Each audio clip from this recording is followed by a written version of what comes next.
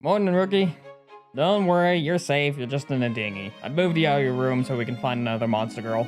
Also, I wouldn't want any of the other ship members to hear this, but there's some information I want to tell you. As you already know, with my reckless handing of the world order, things have gone a little bit more dangerous. Things have changed in terms of monster girls and the way they act towards humans. While the main point of this journey is to train you for any monster girl encounters, where we're heading is going to definitely change. Our first goal is to get into the monster realm at least in one piece. Our second goal is to confirm the existence, or confirm the non-existence, of a demon lord. And then third step, it relies mainly on that second step. If there is no demon lord, then we have to put someone in charge. Do I have a plan to accomplish that third step? No, but I've always winged it from here, so I'll do the same. And fourth and final step relies heavily on me. I have to fix the mistakes that I've caused. And since my powers rely on breaking the world, and your powers rely on whatever soul is inside you at that moment, that's going to be a tough challenge, and we can probably save it for a later day.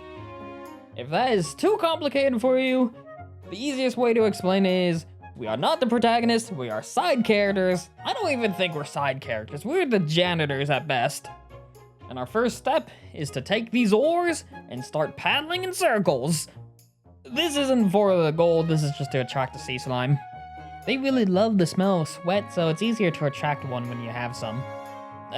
You can probably just like wipe it off into the ocean, I don't know, stick your arm in.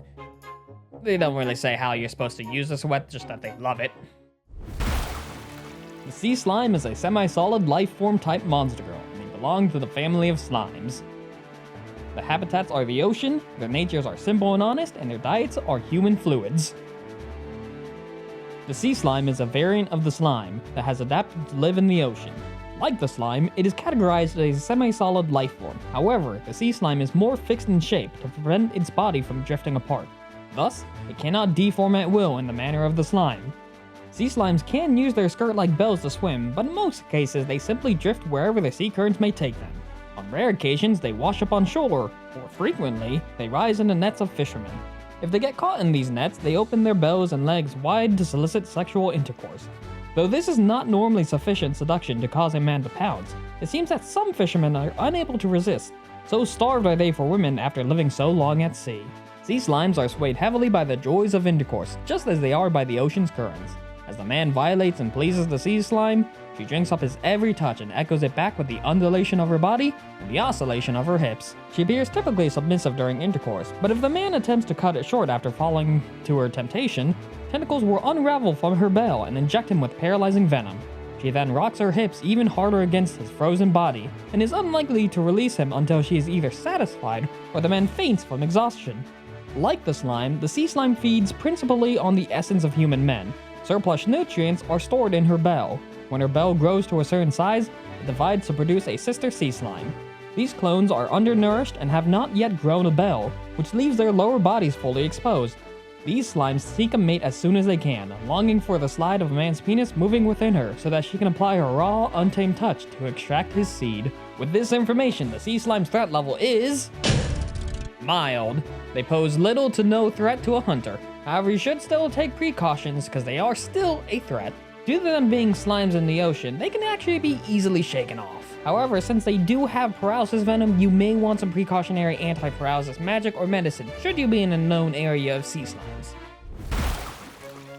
I cannot wait to get back on dry land. I can have a nice bath. I can get all of the sea salt off my clothing. And I won't have to deal with any more fish.